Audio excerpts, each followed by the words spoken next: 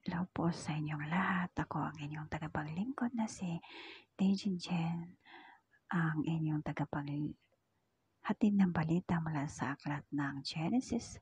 Chapter 33 na po tayo at sana ipakinggan niyo po ang aking inihatid na mga balita mula sa aklat na po ito at naway maunawaan niyo po ang aking mga inahatid po. At bago po tayo magsimula ay mag-pray po tayo. Naway sana'y samahan niyo po ako. O dearest Jesus, Lamb of God, most meek, I merciful sinner, render homage and worship to the ones upon that shoulder made with a heavy cross, though they carry is a weight o'er thy flesh and bear the shoulder bones, which cause the suffering more than death, that the other want. I adored the all grieving Jesus I praise, that thee for the adorable and most painful vouchsafe to grant me through the excessive pain and unmeasured weight of the cross to have mercy on me, on a sinner. Forgive me my mortal and venial sins, and guide me unto heaven through the way of the cross. Amen.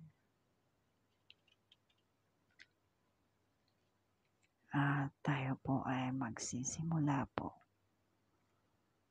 sa aklat po ito at sana'y maunawaan niyo po. At itiningin ni Jacob ang kanyang mga mata at tumingin at narito si Esau ay dumarating at kasama niya 400 tao at kanyang ibinahagi ang mga bata ay kay Leah at kay Raquel at sa 2 alilang babae.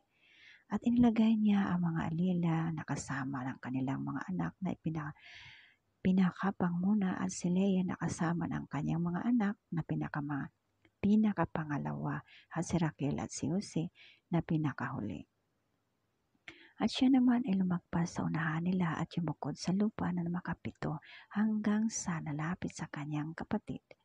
At tumakbo si Esau na isinalubong siya at iniyakap at iniyapos siya sa liig at hinagkan siya at nag-iyakan. At itiningin ni Esau ang mga mata niya at nakita ang mga babae at ang mga bata at sinabi, sino-sino itong mga kasama mo? At ang kanyang sinabi, ang mga anak na pinagkaloob ng Diyos sa iyong lingkod. Nang magkagayoy nagsilapit ang mga alilang babae, sila at ang kanilang mga anak at nagsiyukod. At lumapit din si Leah at ang kanyang mga anak at nagsiyukod at pagkatapos ay nagsilapit si Jose at si Raquel at nagsiyukod. At ang kanyang sinabi, anong palagay mo sa buong karamihang ito na nasumpungan ko? At ang kanyang sinabi, na makasundo ng biyaya sa paningin ng aking Panginoon. At sinabi ni Esau, mayroon akong kasiya, kapatid ko, ariin mo ang iyo. At sinabi sa kanya ni Jacob, hindi ipinamamanhi ko sa iyo na kung ngayon nakasundo ako ng biyaya ng iyong paningin ay tanggapin mo nga ang aking kaloob sa aking kamay, yamang nakita ko ang iyong mukha na gayang nakakakita ng mukha ng Diyos at ikaw ay nalugod sa akin. Tanggapin mo, ipinamamanhig ko sa iyo ang kaloob na dala sa iyo sapagkat ipinagkaloob sa akin ng Diyos at mayroon ako ng lahat. At ipinilit sa kanya at ang kanyang tinanggap. At ang kanyang sinabi, yumaon tayo at tayo lumakad at ako'y mangunguna sa iyo. At sinabi niya sa kanya, nalalaman ng aking Panginoon na ang mga bata ay mahihina pa at ang mga kawan at ang mga baka ay nagpapasuso.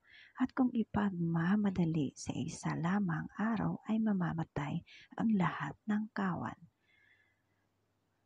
Magpauna ang aking Panginoon sa kanyang lingkod at ako'y mamamatnubay na dahan-dahan ayon sa hakbang ng mga hayop na nasa aking unahan at ng hakbang ng mga bata hanggang sa makarating ako sa aking Panginoon sa Seir.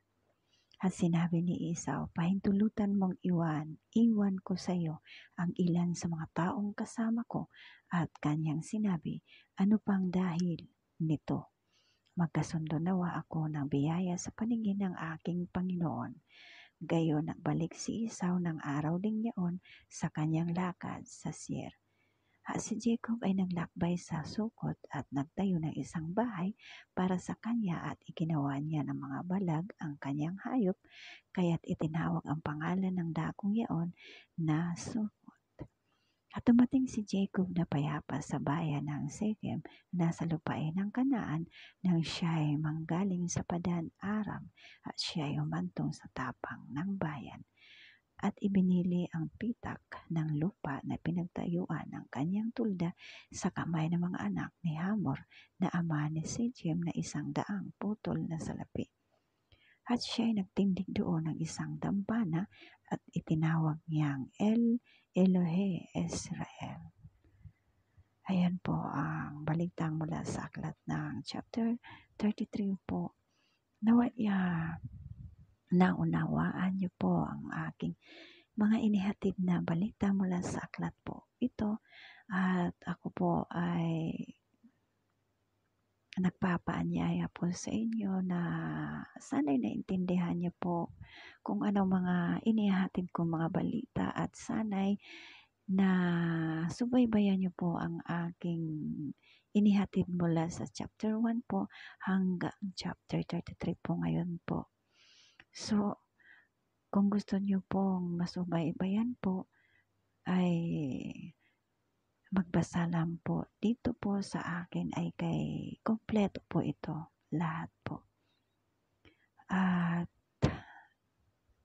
naway po pagpalain po kayong lahat at sa inyong mga paggayak araw-araw at sa ngayong linggo na po ito, sana po ay maalala po ninyo ang Panginoon sapagkat kayo po ay yan lang ang tanging daan po para mailigtas po ang inyong kaluluwa.